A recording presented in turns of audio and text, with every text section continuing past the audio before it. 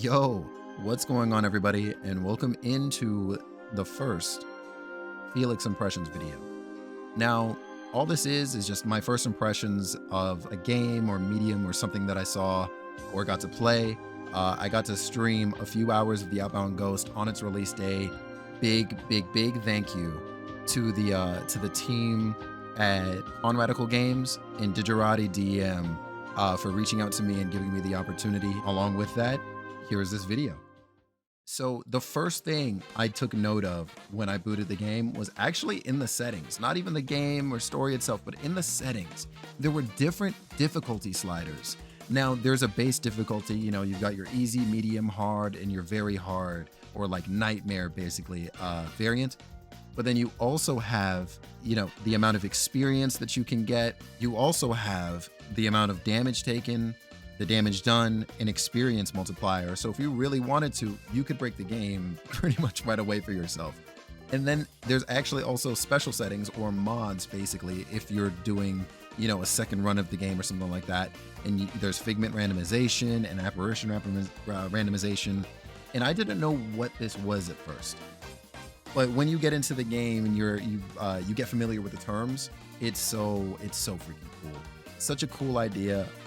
Since it's my first run, I didn't activate any of these to start with, but we just went in vanilla. Right away, very early on, we are introduced to a few characters, and this really is when the game sort of showed me just how much character it really had outside of the art. Because I mean, look at that art. Look at the ghost character. Look at you. You're just so cute. And nobody can say anything about that, all right? Nobody can say otherwise.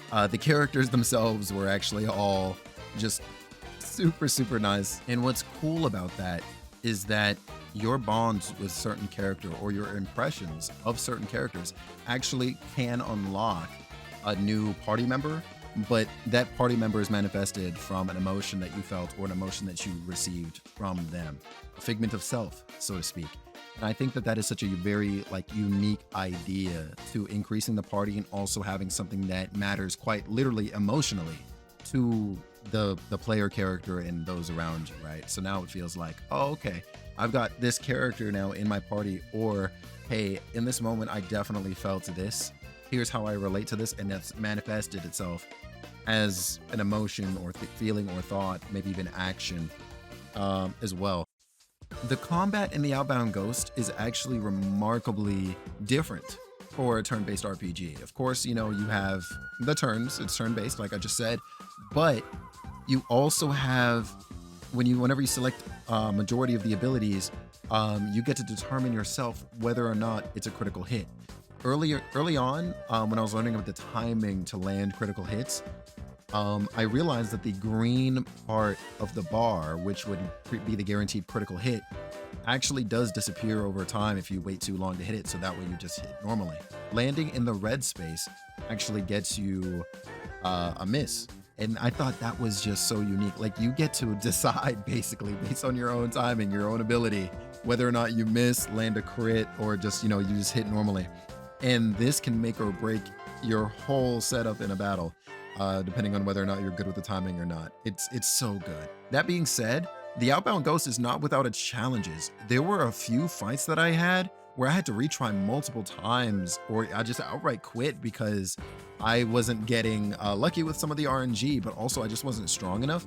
And I wasn't expecting to run into enemies so formidable very early on. You definitely have that pretty early on in the game if you're not, I guess, like grinding, or if you're dodging enemies.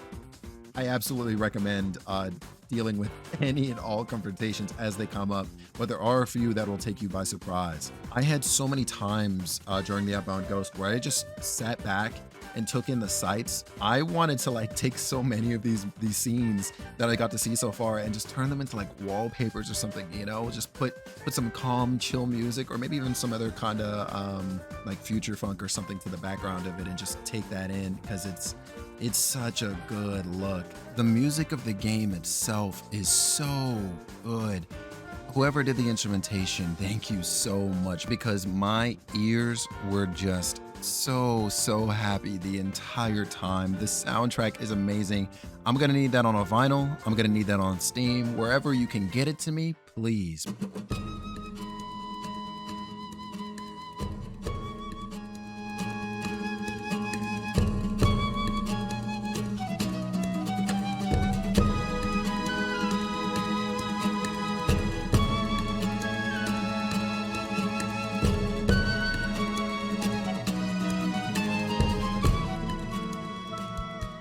Puzzle solving in this game is actually very easy to approach. I've only dealt with a few, but there are a few key mini games of sorts, if I can even call them that, where you just sort of move locks out of the way in order to like unlock a gate, and you just drag the key in. It's a whole thing, very simple.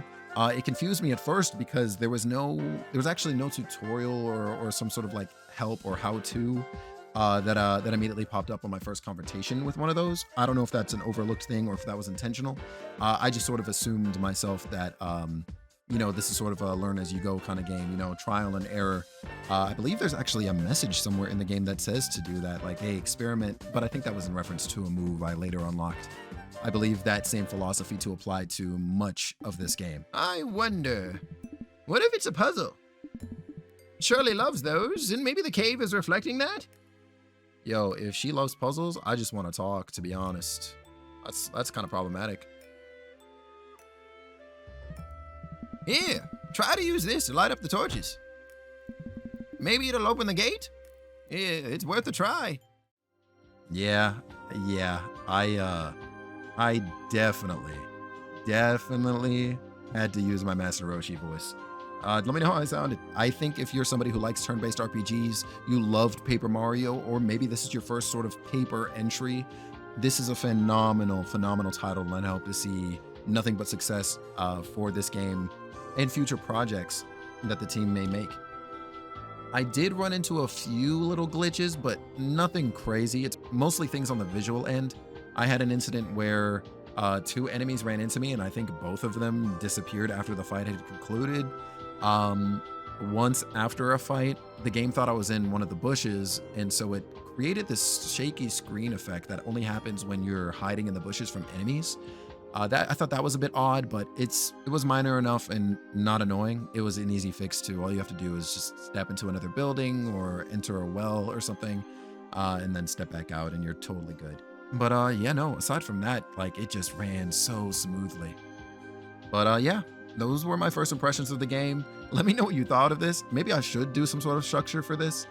But I just wanted to get on here and just ramble really fast about the game. I thought everything about it was so freaking cool. And I can't wait to play more of it, to be honest with you.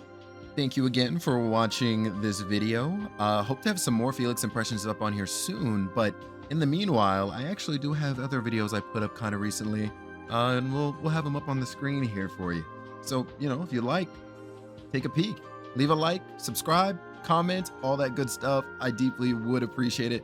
And yeah, hope to see you again soon. Take care, everyone.